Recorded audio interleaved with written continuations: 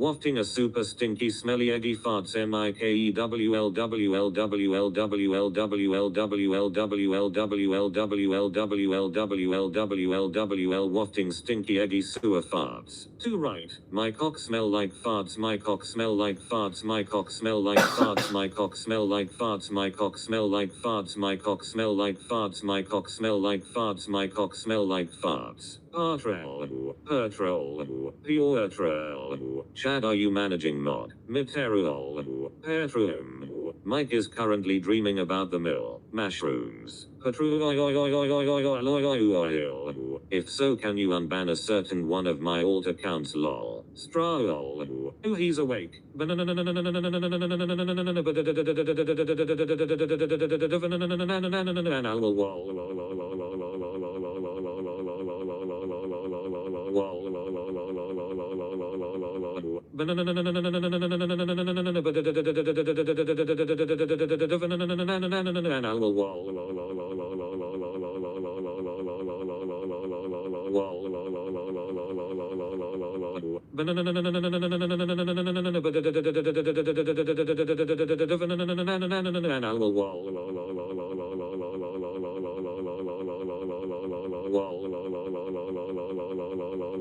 Mike, you're awake. Answer the fucking question right now, Mike. Farty, no, I am not. Black people.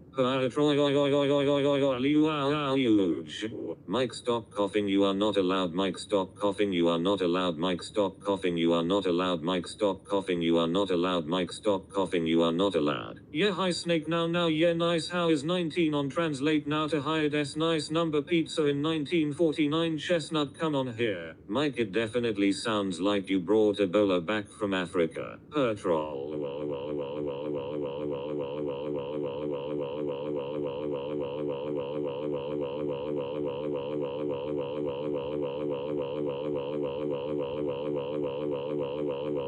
The smell of Nigerians is wafting everywhere in Canada. My cock smell like farts. My cock smell like farts. My cock smell like farts. My cock smell like farts. My cock smell like farts. My cock smell like farts. My cock smell like farts. My cock smell like farts. The smell of Nigerians is wafting everywhere in Canada. Can you still mess up other streams when you're managing mod? I wish Filming England was here. He could tell us what hotel he is in. Lol. Abdefgijgl mabdefgijgl mabdefgijgl mabdefgijgl mabdefgijgl mabdefgijgl mabdefgijgl mabdefgijgl.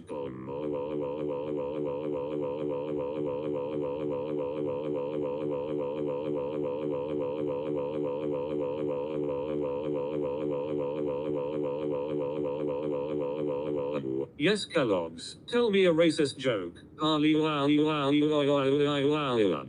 Lick a lollipop. Certain accounts to Basco, they play at different speeds. Lol. Chad, I learned too late. Funny times thou. Basco, are you still managing mod? I am going to have to consult with Basil Brush about all of this shenanigans going on. You want a racist joke? What did Jesus say when he created the first black person? Damn, I burnt one. There is a racist joke for ya. My cock smell like farts. My cock smell like farts. My cock smell like farts. My cock smell like farts. My cock smell like farts. My cock smell like farts. My cock smell like farts. My cock smell like farts. My cock smell like farts. My cock smell like farts. My cock smell like farts. My cock smell like farts. My cock smell like farts. My cock smell like farts. My cock smell like farts. My cock smell like farts.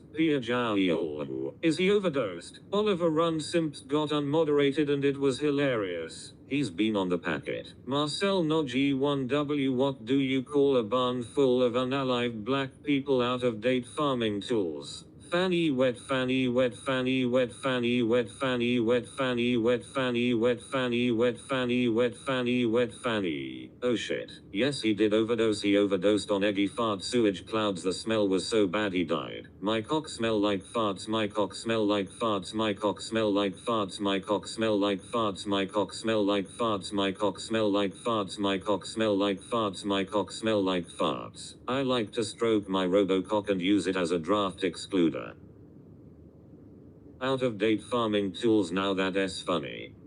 Fanny shitty, fanny shitty, fanny shitty, fanny shitty, fanny shitty, fanny shitty, fanny shitty, fanny shitty, fanny shitty. Try a better joke. Swirl 893 LOL. My cock smell like farts, my cock smell like farts, my cock smell like farts, my cock smell like farts, my cock smell like farts, my cock smell like farts, my cock smell like farts, my cock smell like farts. Yes ham. My cock smell like farts, my cock smell like farts, my cock smell like farts, my cock smell like farts, my cock smell like farts, my cock smell like farts, my cock smell like farts, my cock smell like farts. Fanny wet, fanny wet, fanny wet, fanny wet, fanny wet, fanny wet, fanny wet, fanny wet, fanny wet, fanny wet, fanny wet, fanny wet, fanny wet, fanny wet, fanny wet, fanny wet, fanny wet, fanny wet. My cock smell like farts, my cock smell like farts, my cock smell like farts, my cock smell like farts, my cock smell like farts, my cock smell like farts, my cock smell like farts, my cock smell like farts. What do you call a cow with no legs? Sorry, was getting my fat Donald S. Ground beef. Interior crocodile alligator. I drive a movie theater. Interior crocodile alligator. I drive a movie theater. Interior crocodile alligator. I drive a movie theater. Interior crocodile alligator. Interior crocodile alligator. I drive a movie theater. Interior crocodile alligator. I drive a movie theater. Interior crocodile alligator. I drive a movie theater. Interior crocodile alligator. Abdefgage blum abdefgage blum. You can grind cow legs too. Fanny pack. What do you think would happen if the Nigerian people that sent back Mike S. clone seen these jokes about black people? Could there be repercussions? Now that's a good joke. Crocodile alligator vibrator. Diolf voodoo dolls.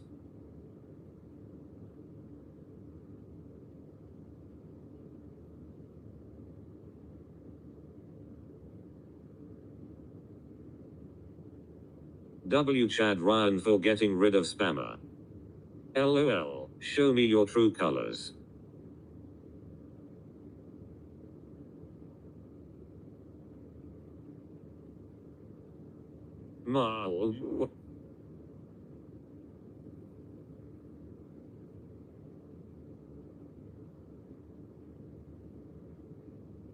W. Chad Ryan for getting rid of spammer. This is pendulum. Butthole scrambler.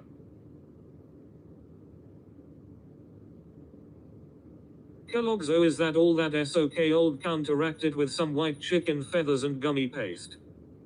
Fanny wet, fanny shitty, fanny wet, fanny shitty, fanny wet, fanny shitty, fanny wet, fanny shitty, fanny wet, fanny shitty, fanny wet, fanny shitty, fanny wet, fanny shitty, fanny wet, fanny shitty. No wife, no pain. Interior crocodile alligator. I drive a Chevrolet movie theater. Interior crocodile alligator. I drive a Chevrolet movie theater. Interior crocodile alligator. I drive a Chevrolet movie theater. Are you prepared to have your mind blown and get ready to hold your colors? W. Chad Ryan for getting rid of spammer. Hitler did nothing wrong. W. Chad Ryan for getting rid of spammer. W. Chad Ryan. I am pretty certain Jesus was black. W. Chad Ryan for getting rid of spammer. W. Chad Ryan.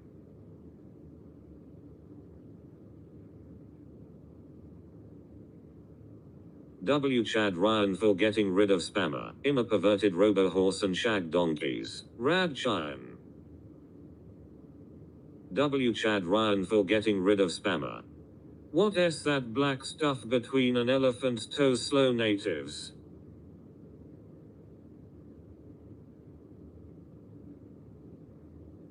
Wanna said.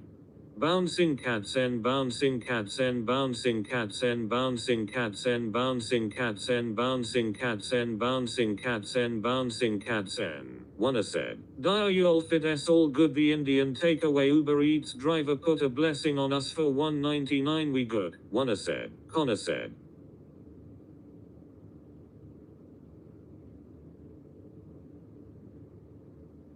Orangutan. Orangutan. Lotion bottle. Lotion bottle. Firecracker.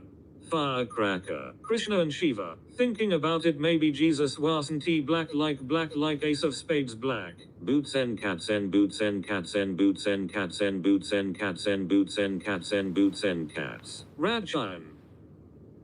Lotion bottle. Firecracker. Answer the fucking questions, Mike.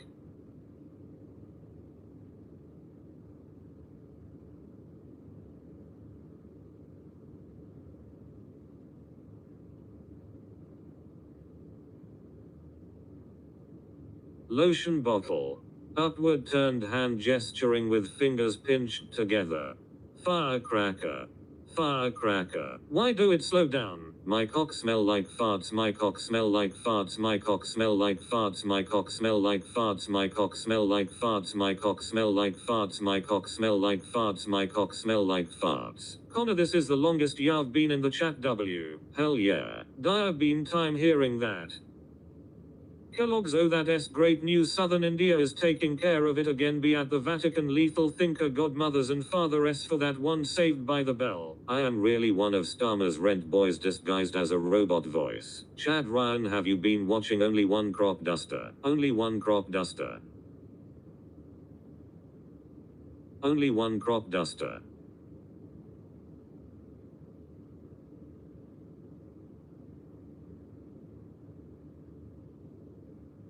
Only One Crop Duster.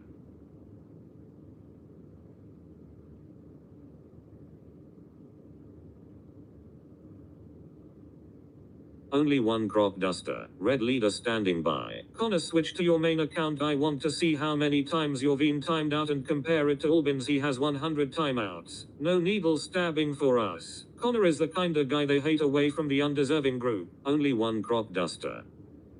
It's a trap. Most of my other accounts have been hidden.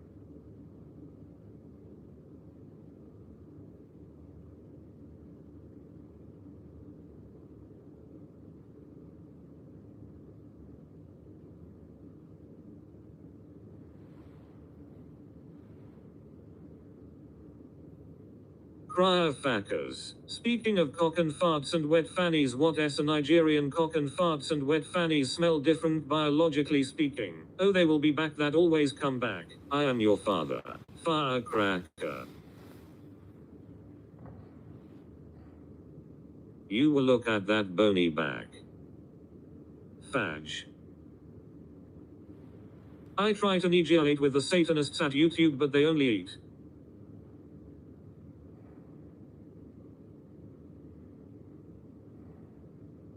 My penis is on fire. Vagina, vagina, vagina, vagina, vagina, vagina, vagina, vagina. Mike, I wanna make you prolapse. There is a difference between timing out and being hidden, but Mike always at the end of the month he unhides all my accounts, which is why I always come back to spam the same shit. My cock smell like farts, my cock smell like farts, my cock smell like farts, my cock smell like farts, my cock smell like farts, my cock smell like farts, my cock smell like farts, my cock smell like farts.